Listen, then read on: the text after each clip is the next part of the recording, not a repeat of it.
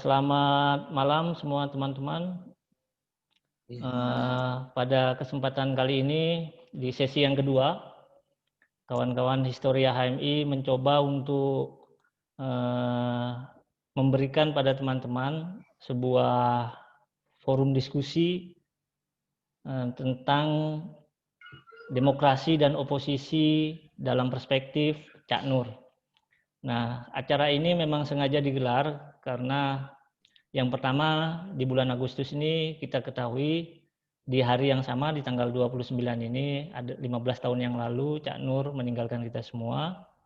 Namun gagasan-gagasan dan pemikirannya tak lekang oleh zaman dan perlu kita kontekstualisasikan kembali dalam kondisi kekinian. Melihat kondisi keindonesiaan yang kita ketahui bersama saat ini, minimnya kelompok oposisi yang berasal dari partai politik, dan ini sebenarnya peluang bagi teman-teman aktivis dan lembaga ya atau komunitas-komunitas di luar partai politik untuk mengambil peran ini.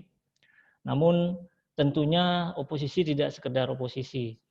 Jadi mesti dilandasi kepada beberapa pemikiran-pemikiran yang itu memberikan saran yang konstruktif bagi bangsa ini. Cak Nur mengatakan oposisi berbeda dengan oposisionalisme. Jadi oposisi itu dia loyalnya kepada negara, loyalnya kepada cita-cita bersama. Nah, berbeda dengan oposisionalisme, apapun yang dilakukan oleh pemerintah itu dianggap buruk, dinilai buruk, apapun itu. Nah, itu kalau oposisionalisme. Nah, pada kesempatan malam hari ini ada 3 sebenarnya narasumber yang kita undang untuk mengisi forum diskusi pada malam hari ini. Yang sudah datang Mas Bang Fahri Ali. Beliau seperti yang sudah saya jelaskan tadi, alumni dari Monash University Australia, salah seorang senior yang gagasan-gagasannya kerap kita temui di beberapa media massa cetak, kemarin terakhir di Harian Kompas.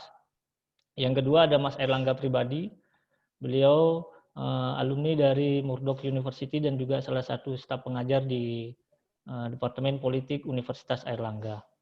Maka untuk mempersingkat waktu, saya persilahkan kepada Bang Fahri Ali untuk menyampaikan gagasan-gagasan dan pemikirannya tentang pemikiran Cak Nur, terutama demokrasi dan oposisi dalam perspektif Cak Nur. Pada Bang Fahri Ali, saya persilahkan. Itu belum di-unmute itu Bang Fahri. Nggak kedengeran suaranya. Bang Fahri, di-unmute Bang. Mic-nya, nah ya. Iya Bang, silakan Abang. Siap. Oke. Assalamualaikum warahmatullahi wabarakatuh. Waalaikumsalam warahmatullahi wabarakatuh. Jadi Cak Nur itu adalah oposan dia.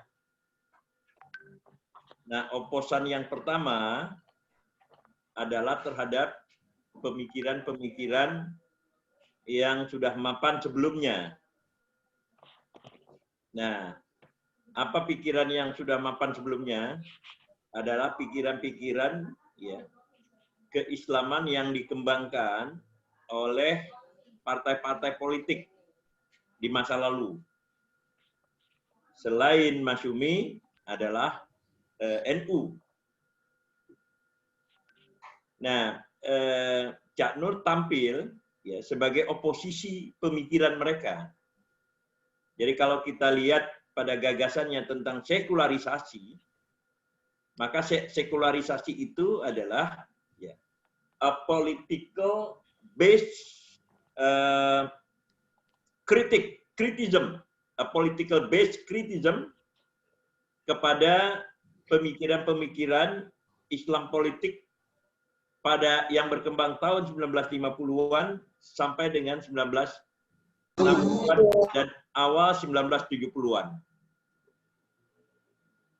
Nah, jadi inti dari oposisi Cak Nur terhadap pemikiran itu adalah sekularisasi.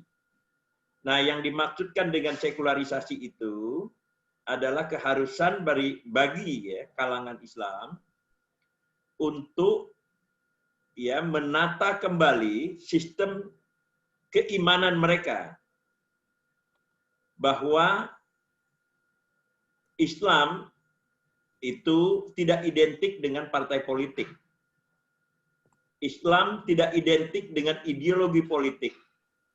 Islam tidak identik dengan kelompok-kelompok politik tertentu. Jadi Islam boleh saja diinstitusionalisasikan ke dalam suatu kelompok politik, ke dalam sebuah partai politik, ya. Tetapi mereka pada dasarnya adalah kelompok politik, gitu. Bukan sebuah kelompok politik Islam. Nah, dengan mengatakan ini, Cak Nur kemudian meluaskan pengertian umat Islam. Bahwa umat Islam itu bukan hanya yang ada di dalam partai-partai politik yang menamakan dirinya Islam. Nah, itulah inti dari sekularisasi Cak Nur. Nah, kalau secara teknikal, Cak Nur mengatakan bahwa kita harus memisahkan mana yang Islam dan mana yang diislamkan, atau yang dianggap Islam. Nah, dia kasih contoh misalnya, kalau kita menyembah ya atau memuja sebuah pohon, itu bukan Islam. Dia mengatakan begitu. Nah, memuja atau menyembah sebuah pohon itu disamakan dengan pandangan yang sempit terhadap kelompok sendiri dari kalangan Islam. Jadi partai-partai Islam atau kelompok-kelompok Islam itu hanya adalah usaha manusia untuk menciptakan atau menginstitusionalisasikan elemen dari Islam. Tetapi itu bukan Islam. Nah, kalau Anda memuja ya apa yang Anda ciptakan sendiri, yakni kepada partai politik, ideologi politik tertentu yang didasarkan pada Islam, berarti Anda itu telah melakukan desekularisasi pemikiran Islam. Sebab itu bukan Islam. Nah, yang dimaksudkan dengan sekularisasi itu adalah memisahkan ya, mana yang Islam dan mana yang bukan Islam di dalam tatanan pengertian, tatanan istilah, ya, tatanan konseptual yang selama ini sudah dianggap taken for granted sebagai Islam, gitu. Jadi NU, ya, atau Muhammadiyah seperti yang kita lihat sekarang ini, tentu kalangan Islam, gitu. Tetapi Anda tidak berhak mengatakan orang yang kemudian bergerak di wilayah lain yang tidak menyebut Islam, tetapi adalah kaum Muslim, itu bukan Islam, gitu. Nah, jadi inti dari sekularisasi Cak Nur itu adalah deideologisasi Islam, gitu. Atau ya suatu usaha untuk memberikan jalan agar Islam itu dimiliki oleh seluruh pihak, baik yang bergerak di dalam organisasi Islam maupun yang tidak bergerak di dalam organisasi Islam. Gitu. Nah, ini adalah oposisi dari Cak Nur, gitu. Yang pertama, gitu. Nah, berdasarkan itulah kemudian Cak Nur mengembangkan pikiran-pikiran selanjutnya. Tetapi awalnya itu, gitu. Itulah yang kemudian melahirkan sebuah frasa yang sampai sekarang ini dikenang orang. Apa yang dikenang orang itu? Islam yes, partai Islam no. Adalah Islam yes, partai Islam no. Gitu. Jadi, nah Cak Nur ketika mengatakan itu ya masih sangat muda, ya angkatan 66 lah. Yang mewawancarai Cak Nur itu adalah Adi Sasono. Adi Sasono waktu itu adalah seorang tokoh mahasiswa di Bandung.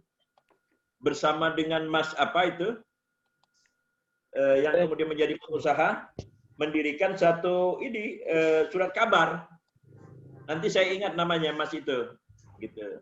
Nah, Mas Adi ya sebagai ketua Dewan Mahasiswa ITB ya pada waktu itu, atau ketua cabang mungkin, ketua cabang HMI, mewawancarai Cak Nur gitu.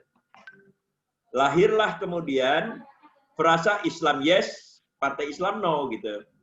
Nah, dengan mengatakan Islam yes itu, maka PNI juga Islam gitu kan.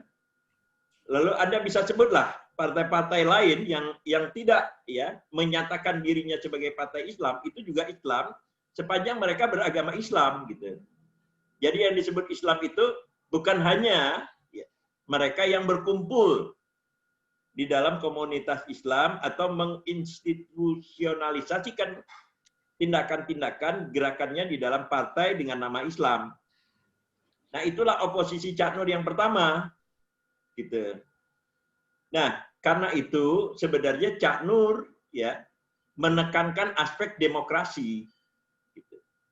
Demokrasi yang ingin dikatakan Cak Nur itu adalah kira-kira ya, kalau kemudian saya mau merumuskan dengan cara sederhana gitu, mengatakan bahwa Anda boleh memiliki Islam gitu, tanpa harus masuk ke dalam sebuah organisasi Islam. Anda ya boleh kemudian melihat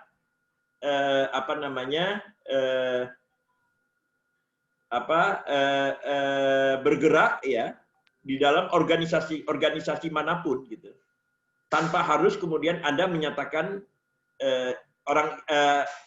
organisasi Islam, dan keislaman Anda tetap absah. Gitu. Nah, karena itu diluncurkan ya, sekularisasi pemikiran Islam itu diluncurkan oleh Cak Nur pada 1971, itu sebuah gebrakan yang luar biasa. Gitu. Kenapa gebrakan yang luar biasa? Karena Masyumi pada waktu itu sedang berusaha melakukan rehabilitasi dirinya setelah dibubarkan oleh Soekarno pada 1960 kalau saya nggak salah. Iya, 60. Bersama dengan PSI gitu. Jadi dua partai politik ini dibubarkan gitu. Sementara Masyumi itu adalah partai nomor 4 partai ya yang memenangkan pemilu 1955 dalam urutan kedua setelah PNI. Gitu. Nah, jadi Anda bayangkan ya pengaruhnya begitu luas gitu. Memang Masyumi harus kita akui satu-satunya partai yang bukan Jawa gitu. Jadi a national based political party Masyumi itu. Karena pendukungnya menyebar keluar Jawa. Nah, sementara kemudian PNI, PKI dan NU itu adalah Java based political parties. Partai-partai politik yang hanya berbasis di Jawa, di luar Jawa tidak ada. Jadi partai nasional yang bersifat nasional pada waktu itu Masyumi gitu. Nah, sementara kemudian sistem gagasannya adalah pada Masyumi ya pada waktu itu adalah bahwa yang disebut ya pejuang Islam itu adalah mereka yang berada di dalam kelompok Islam, di dalam organisasi-organisasi Islam, apakah NU, apakah Muhammadiyah, apakah Masyumi, apakah PSII ya. Ya, Syarikat Islam Jadi Indonesia. jangan keliru dengan PSSI ya. Ya, PSII, Syarikat Islam Indonesia. Lalu kemudian ada PERTI dan seterusnya gitu. Itu, nah yang kemudian dikritik Cak Nur itu adalah pemberhalaan ya partai-partai itu gitu. Nah, itu yang kemudian harus dipisahkan. Nah, jadi Anda bisa membayangkan ya bagaimana goncangnya sistem kesadaran atau struktur kesadaran Islam pada waktu itu gitu. Sampai kemudian Rashidi tampil ya menjadi korektor terhadap gagasan Cak Nur gitu. Dimulailah dengan penjelasan dia tentang apa asal mula dari sekuler gitu ya, yang dia katakan itu bahasa Latin seculum dan seterusnya gitu. Nah, tetapi Cak Nur tidak pernah menjawab koreksi atau kritik yang disampaikan oleh Pak Rashidi pada waktu itu gitu. Nah, disinilah kemudian Cak Nur menemukan political root-nya di dalam Orde Baru gitu. Karena kemudian sebenarnya Orde Baru yang dia cari yaitu kira-kira itu. Yang dicari oleh Orde Baru adalah sistem gagasan yang memisahkan agama dengan politik gitu. Nah, lalu pada saat yang sama anak-anak HMI yang seangkatan dengan Cak Nur itu memerlukan memerlukan landasan teologis untuk tidak aktif di dalam organisasi-organisasi atau partai-partai politik Islam. Maka muncullah Mar'i Muhammad, muncullah Akbar Tanjung, Anda bisa sebut ya, yang lainnya itu, yang kemudian beramai-ramai mereka masuk ke dalam negara. Nah, yang saya masuk ke dalam negara itu, seperti Bang Mar'i, kemudian bahkan kemudian menjadi menteri ya, menteri keuangan terakhir ya. Lalu Akbar Tanjung itu masuk ke dalam partai yang disponsori oleh negara, ya ini Golkar gitu. State sponsored political party. Nah, gitu. Gayanya lagi Golkar nggak mau bilang dia partai gitu. Tapi pada dasarnya dia adalah partai gitu. Lalu kemudian masuklah angkatan muda itu. Sampai kemudian ada Ade Komarudin gitu kan. Ada Airlangga Pribadi gitu. Dan yang lainnya itu. Yang sebelumnya ya, sebelum Cak Nur bicara seperti itu orang ragu gitu. Cak Nur lah yang memberikan landasan teologis ya, sebuah gerakan politik yang ini sentripetal ya, dari pusat-pusat kelompok-kelompok Islam itu gitu. Nah, sampai kemudian Akbar Tanjung ya di suatu masa memimpin sendiri partai itu gitu. Lalu kemudian dimasuki anak-anak muda yang sampai sekarang ini ada Aceh di situ. Ada siapa lagi yang bekas ketua umum HMI dari Jawa Timur tuh? Yahya Zaini. Yahya Zaini, ada macam-macam lah. Ade Komarudin. Iya, Ade Komarudin gitu. Di atasnya itu masih banyak, ada Abdul Ghafur ya. Iya. Mahadi Sinambela, Bang. Mahadi Sinambela gitu. Nah, itu. Nah, karena itu kemudian Cak Nur juga ya seakan-akan seperti memberikan landasan teologis ya, bagi sebuah program-program modernisasi bagi negara Orde Baru gitu. Jadi politically gagasan Cak Nur itu accepted by the new order state pada waktu itu gitu. Nah, Cak Nur tentu saja ya bacaannya kan sangat kuat ya. Dan saya kira dia membaca Eisenstadt ya. Kira-kira seperti si inilah Airlangga Ibrahim sekarang ini Airlangga Pribadi sekarang ini membaca ya sistem-sistem gagasan Marxis ya yang kiri gitu. Nah, Cak Nur itu membaca pikiran-pikiran dan sistem gagasan-gagasan barat pada waktu itu gitu. Di samping Islam gitu. Jadi menurut saya Cak Nur itu adalah seorang tokoh yang pertama kali paling siap ya menghadapi perubahan mendadak dari transisi politik apa yang disebut dengan Orde Lama ya, oleh yang menyebut Orde Lama itu adalah Orde Baru ya, ke masa Orde Baru gitu. Yang lain belum siap. Nah, tetapi dasar dari pikiran Cak Nur itu, ini pernah saya tulis di Republika, adalah demokrasi. Dasar pemikiran Cak Nur itu. Makanya kemudian di ujung Orde Baru, Cak Nur muncul lagi menjadi oposisi. Gitu.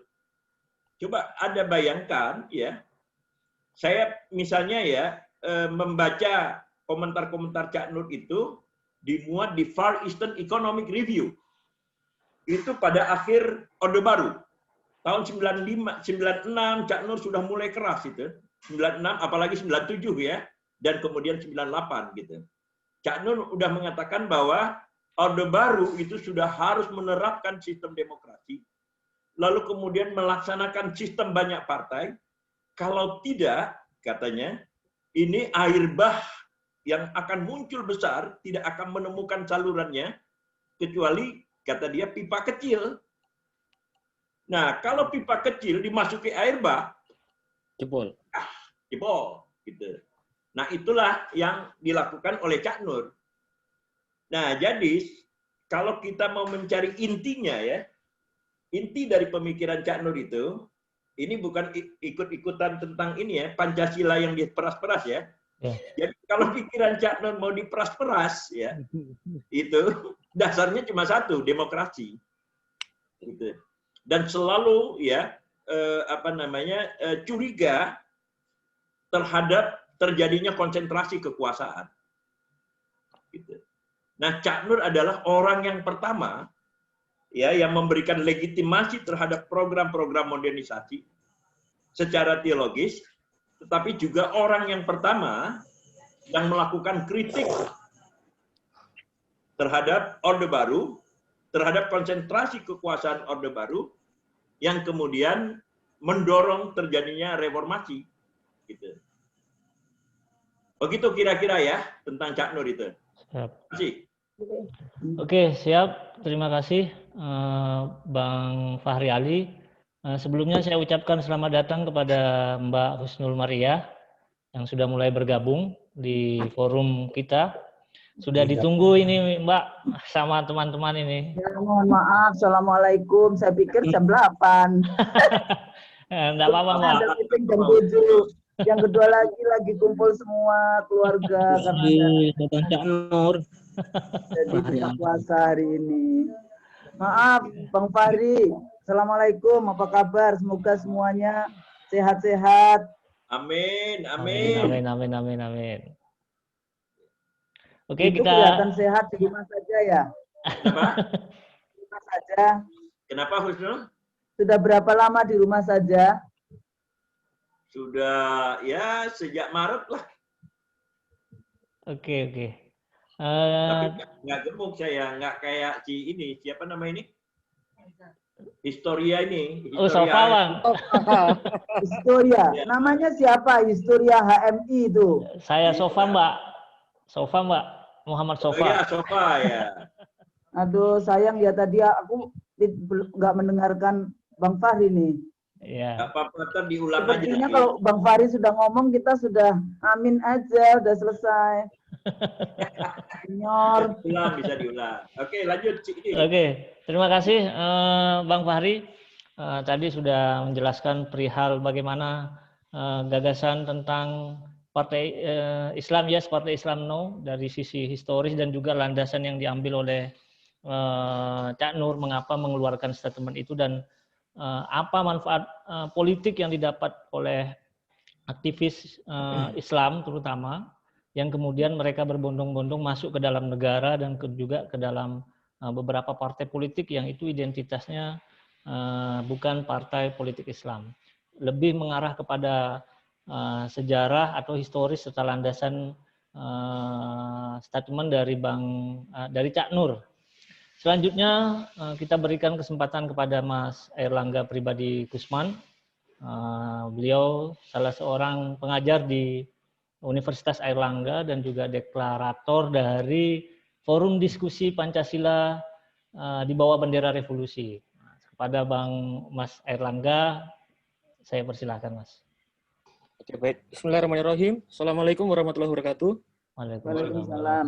Ya, terima kasih Sofa atas waktunya dan undangan yang diberikan pada saya.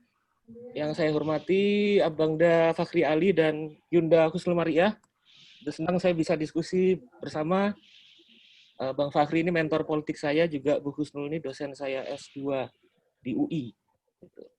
Nah, tadi sudah diutarakan dengan sangat baik tentang pikiran-pikiran Nurcholish Madjid. Saya di sini coba akan menariknya dalam perspektif sosiologis historis dari bagaimana kita memahami posisi Nurcholish Madjid dalam konteks yang lebih luas dalam sejarah panjang. Long durée, posisi dari umat Islam dalam lintas sejarah misalnya yang berlangsung sejak era Nusantara sampai dengan saat ini. Nah, dari situ kemudian uraian saya ini poinnya adalah bahwa berbeda dengan banyak kalangan yang melihat terjadinya pergeseran-pergeseran atau persimpangan-persimpangan orientasi politik dari Nurcholish Madjid dari era Cak Nur dianggap sebagai nasir muda, sampai dia mendorong pada pembaharuan Islam di Indonesia, sampai tadi diutarakan oleh Bang Fakhri Ali ikut mengusung gagasan demokrasi dan oposisi pada era-era tahun 90-an, saya melihat bahwa posisi Nurcholish Madjid itu adalah bagian yang tidak terpisahkan dari intelektual organik kekuatan Islam di Indonesia, yang mana kemudian setiap pikiran-pikiran, pandangan-pandangan, dan langkah politik dari Nurcholish Madjid tidak bisa dilepaskan dari arus besar perjuangan umat Islam dalam posisi-posisi politiknya yang sebagian besar dalam sejarah adalah bagian dari kelompok yang disebut sebagai subaltern identity dalam arena pertarungan kelas pengetahuan, terus kemudian orientasi-orientasi politik di antara kelompok-kelompok lain yang ada. Nah, di sini memahami Nurcholish Madjid dalam perspektif sosiologis, saya melihatnya pertama dalam perspektif kelas yang tidak sempit. Jadi perspektif kelas yang tidak hanya melihat bagaimana posisi kelas dalam hubungannya dengan relasi produksi ataupun dalam akumulasi kekayaan, kapital, tapi kelas dalam hubungannya bagaimana setiap kelompok-kelompok ini melihat posisinya dalam relasi sosialnya dengan yang lain. Itu misalnya bisa kita lihat kalau kita baca karyanya E.P. Thompson tentang History of the England Working Class. Iya, ya Bang ya? History of the Working Class. Iya, itu. Nah, tapi juga kemudian secara teoritik juga kita bisa melihat dalam posisi-posisi umat Islam dalam sejarah panjangnya yang sebagian besar sebagai kelompok minoritas dalam posisi sosial, bukan dalam jumlah, tapi juga kemudian subaltern dalam hubungannya dengan yang lain, dan sebagai kelompok marginal, kita juga melihat peran Nurcholish itu dalam konteks hubungan antara pusaran kekuasaan dan pengetahuan. Sehingga kita bisa melihat bahwa posisi Nurcholish Madjid dengan perspektif-perspektif pemikirannya itu memberikan semacam pedoman, semacam pandu bagaimana kemudian kekuatan-kekuatan politik Islam itu harus menempatkan dirinya dalam arus-arus persimpangan politik. Persimpangan politik dari tahun 60-an sampai ke 70-an pada era Orde Baru, dari 70-an sampai 90-an. Sehingga dari ketiga fase yang coba saya utarakan ini nanti, Cak Nur itu sebetulnya tetap konsisten dari era Nasir Muda sampai dia sebagai pengusung demokrasi, sebagai bagian dari intelektual organik kekuatan-kekuatan Islam di Indonesia. Nah, di situ misalnya, sebelum saya masuk ke analisis tentang sosiologisnya, kita bisa membagi tiga babakan besar dari Cak Nur itu.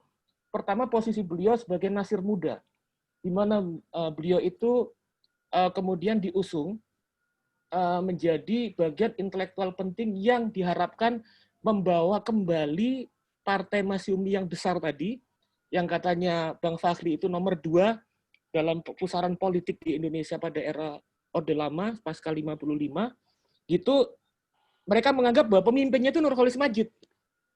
Nah, kalau kita lihat misalnya, kalau dalam manuskrip tulisan-tulisan Cak Nur, yang menarik itu yang saya baca ketika Nurcholish Madjid menulis tentang sekularisme adalah westernisasi bukan modernisasi. Gitu. Di situ dia mengutarakan tentang bagaimana orientasi politik umat Islam pasca 65 itu menempatkan diri sebagai kekuatan politik yang harus siap bertarung dalam proses demokrasi setelah tumbangnya Soekarno, di mana kemudian orientasi politik, orientasi intelektual itu kemudian diarahkan tidak kemudian berkiblat pada sekularisme, tapi pada modernisasi yang berbasis pada bangkitnya kekuatan politik Islam. Yang menarik dari buku ini, dari karya ini, dari tulisan ini sebetulnya bukan ketika dia menjelaskan tentang sekularisme, tapi dia tekankan pada, kalau tidak salah di akhir tulisan, bahaya snokisme. Snokisme itu tentang, Snogurgronnya, dia adalah intelektual penasihat dari kolonialisme Hindia Belanda yang kemudian melemahkan kekuatan Islam politik. Babakan kedua, itu ketika dia bicara tentang pembaharuan Islam, ketika kalau kita baca bukunya Merambah Jalan Baru Islam, ini bukunya Bang Fakhri. Siapa yang nulis itu? Fakhri Ali. Di dia nulis, Bang Fakri itu nulis dan Klasik gitu. menguraikan tentang Cak Nur ini dengan mengutarakan bahwa pada saat ini umat Islam kehilangan kekuatan, kehilangan daya, bahkan partai politik Islam tidak menarik lagi bagi kelompok masyarakat Islam, sehingga kata Cak Nur, umat Islam sekarang sedang membutuhkan psychological striking force, daya pendorong psikologis untuk bisa berperan, berpartisipasi, dan memainkan pengaruh-pengaruh politik yang besar dalam era perubahan. Dan ketiga kemudian, fase ketiga itu, ketika dia, tadi diutarakan oleh Bang Fakhri tentang periode 90-an. Ketika dia bicara tentang demokrasi, ketika dia bicara tentang masyarakat madani, ketika beliau bicara tentang pentingnya reformasi politik, demokrasi, dan oposisi, di mana sebetulnya dia sedang mengarahkan ketika umat Islam ini sudah masuk ke dalam arena politik di era Orde Baru, maka fase selanjutnya adalah umat Islam harus menyiapkan diri menuju pada perubahan-perubahan besar di era demokrasi. Di mana kemudian dalam era demokrasi itu, maka yang dibutuhkan adalah, Bang Fakhri sering ngomong sama saya, kuatnya civic culture, budaya sipil, budaya republikanisme, budaya kewargaan. Nah, itu yang kemudian dikasih pedomannya lagi oleh Cak Nur. Pada awal ketika dia Nasir Muda, dia memberikan pedoman tentang pentingnya kemudian Islam bangkit sebagai sebuah kekuatan politik dan awas bahaya snokisme. Kemudian pada periode kedua tentang pentingnya pembauran umat Islam, yang mana sebetulnya isu-isu desakralisasi, sekularisasi, bagaimana kemudian mendesakralisasikan segala hal yang tidak berhubungan dengan Allah, memurnikan atau kemudian membawa tauhid dalam perspektif rasional, sehingga hal-hal yang sebetulnya bukan kewajiban tidak perlu. Maknanya misalnya partai-partai politik Islam atas nama perjuangan umat Islam, kalau memang sudah tidak bisa dipertahankan, ya kita mendorong pada terobosan politik lain, ke Golkar, terus kemudian ke partai-partai yang lain gitu. Ini sebetulnya saya pikir tetap konsisten sebagai sebuah langkah politik dari wacana yang seolah-olah bukan wacana politik. Pada periode selanjutnya tadi saya sudah utarakan tentang itu. Nah, kembali ke sejarah sosiologis, apa yang terjadi dalam konteks umat Islam pada posisinya sebagai kekuatan subaltern, sebagai kekuatan marginal, gitu, dalam konstruksi besar bukan hanya pada periode Indonesia, tapi pada periode kolonialisme, sejak abad 19 sampai pada era kemerdekaan dan sekarang. Sebetulnya yang terjadi, kekuatan politik Islam, meskipun dalam posisi mayoritas, tapi sedang mengidap sindrom yang diutarakan oleh Wertheim sebagai majority with minority mentality. Di mana dalam posisi majority with minority mentality, dia berhadapan dengan problem-problem besar yang menghambat aktualisasi dan penguatan posisi dari umat Islam dalam proses-proses besar perubahan sejarah. Itu bisa kita lihat dalam wilayah ekonomi misalnya. Umat Islam berhadapan dengan benturan-benturan kekuatan-kekuatan besar kapitalisme Tionghoa.